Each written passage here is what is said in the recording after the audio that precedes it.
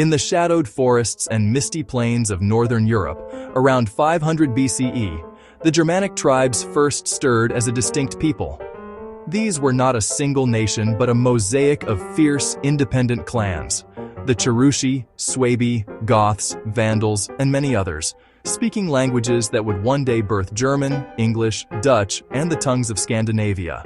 They farmed, herded, and waged war with iron spears and shields, worshipping gods like Odin, Thor, and Freya in sacred groves. To the Romans, expanding northward, they were barbarians, tall, fair-haired warriors who prized personal freedom and loyalty to chieftains above all.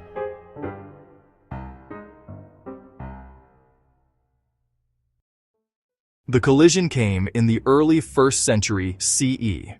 The Roman historian Tacitus, in his Germania, described these tribes with wary respect, their simple virtues, their hatred of tyranny. But Rome learned their ferocity the hard way. In 9 CE, a Cherushi leader named Arminius, who had fought in the Roman army and knew its tactics, lured 3 full legions under General Varus deep into the Teutoburg forest. There, amid rain and mud, the Germans sprang their trap. Nearly 20,000 Romans died in the slaughter.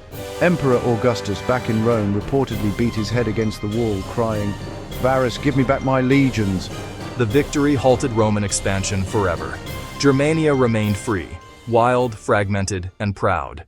Centuries passed, and Rome weakened. In the 4th and 5th centuries, a great migration, the Völkerwanderung, swept across Europe. Pushed westward by Huns from the Asian steppes, Germanic tribes poured into the crumbling empire. Visigoths sacked Rome in 410. Vandals carved kingdoms in North Africa and Spain. Ostrogoths ruled Italy. Anglo-Saxons crossed the North Sea to conquer Britain. The Franks, under King Clovis, seized Gaul and converted to Christianity, blending Germanic vigor with Roman administration.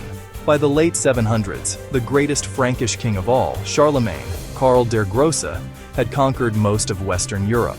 On Christmas Day 800, the Pope crowned him Emperor of the Romans in St. Peter's Basilica, reviving the imperial dream.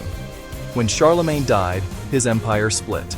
In 962, Otto I of the Saxon dynasty was crowned Holy Roman Emperor, and for nearly 1,000 years the Holy Roman Empire of the German nation endured, a loose, quarrelsome patchwork of kingdoms, duchies, bishoprics, and free cities stretching from the North Sea to the Alps.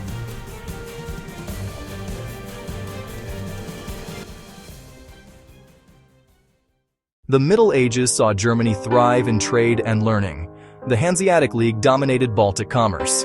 Gothic cathedrals soared skyward, yet fragmentation persisted. In 1517, a Saxon monk named Martin Luther nailed his 95 Theses to a church door in Wittenberg, igniting the Protestant Reformation. Faith split Europe. Catholic and Protestant princes clashed for decades until the devastating 30 Years' War, 1618 to 1648, killed nearly a third of the German population through battle, famine, and plague. The Peace of Westphalia left the empire even more splintered, a mosaic of sovereign states. Napoleon's conquests at the turn of the 19th century finally shattered the old order. In 1806, he dissolved the Holy Roman Empire. In its ashes, the Kingdom of Prussia rose under brilliant generals and kings. Visionary Chancellor Otto von Bismarck masterminded 3 swift wars against Denmark, Austria, and France, culminating in the proclamation of the German Empire in the Hall of Mirrors at Versailles on January 18, 1871. Kaiser Wilhelm III became Emperor of a unified Germany, now an industrial powerhouse at the heart of Europe. But unity bred rivalry. Imperial ambitions, colonial envy, and tangled alliances exploded into the First World War in 1914. Millions died in the trenches. Germany's defeat in 1918 brought the Kaiser's abdication, the harsh Treaty of Versailles, and the fragile Weimar Republic. Hyperinflation, political violence, and the Great Depression eroded faith in democracy.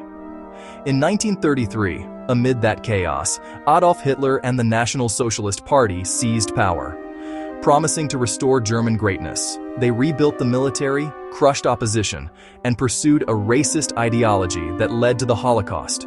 the systematic murder of 6 million Jews and millions of others deemed undesirable. World War II began in September 1939 with the invasion of Poland.